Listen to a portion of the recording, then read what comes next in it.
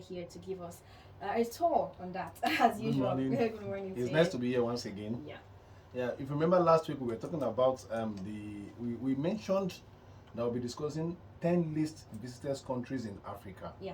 And because of time, we couldn't even Finish the start the conversation. Yeah. So we are going to be doing that today. And we're going to be starting with the first country on my list, which is Equatorial Guinea. But before then, we should know that Africa is a unique continent that has everything to sustain itself. Africa is the only continent that doesn't need the support of any other continent to survive. If you look at other Western countries, they practically need Africa to survive because most of their resources comes from Africa. All right. So God gave us that beauty, that uniqueness that we can stand it. We don't really need anything from any other continent. All right. Is it the desert you want to talk about? Is it the jungles, the tropical paradise, the highlands?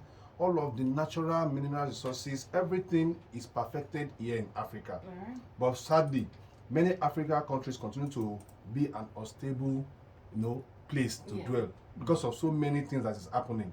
So, in that case, if you look at Africa, some countries are making wave when it comes to tourism. The likes of Morocco, Egypt, South Africa, and the likes, they are doing well. But there are so many other countries in Africa that are unique in their own way, but people hardly hear about them. People hardly talk about them. People hardly even know if they exist. Yeah. Some people don't even know if they. Some people tell they don't even heard some name in Africa before, which is so sad. Like I said, if you look at, I'm starting with Equatorial Guinea. All right. Less than 6,000 tourists visit Equatorial Guinea, which is really sad if you want to look at it. Equatorial Guinea has so many resources that can attract tourists from every part of the world. But if you look at it holistically, why do people don't visit such countries? Okay. First thing that will come to your mind is the issue of security. We know that Africa is not stable. And the giant of Africa itself, who happens to be Nigeria, has its own many challenges. I always tell my friend that until Nigeria gets it right, many African countries will not get it right. And because of that, we continue to have issues. We can promote our own tourist destination. The beauty about Africa is that everything Africa has in terms of tourism are natural. Natural in the sense that we don't have to. If you look at Dubai, what do they have? Dubai happens to be a desert country, but everything that you see there that is attracting people there are all artificial. Yeah. They are all man-made. Alright. The big structures, the beautiful, everything. They did it because they are all artificial. But when you talk about natural tourism, like we were talking about the news you read about the stakeholder having stakeholder meetings with Nigerians, that's Uganda. Yes. They are trying to develop their own tourist sector, and they see Nigeria as a pointer in the sense that we have the population. See, Nigeria is one of the most traveled country in the world. We don't stay one place.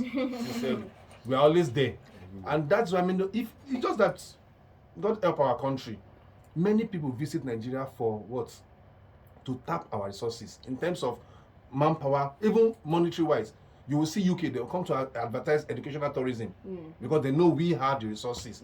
You will see that everybody coming to Nigeria to come and take from Nigeria, but we are not really bringing people into this country. That's why they had a meeting like that.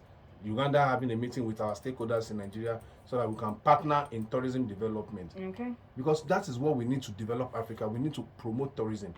The second I have on my list is this Sao Tome and Principe. Okay. We all know that country. That country got their independence in 1975 from Portugal. And after that, what else? Nobody heard anything about that country. That country only have less than 10,000 visitors.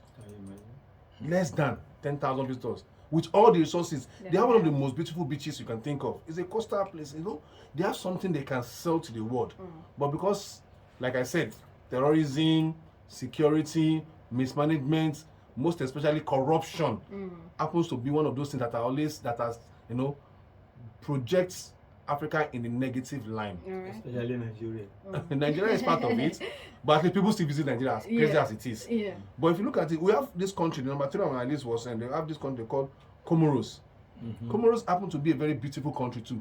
All these things they have, it's an island country, they have beautiful beaches and every other thing, but still people will not still come. They have less than 20,000 visitors in a whole year. Wow. The next on my list, we have Mauritania.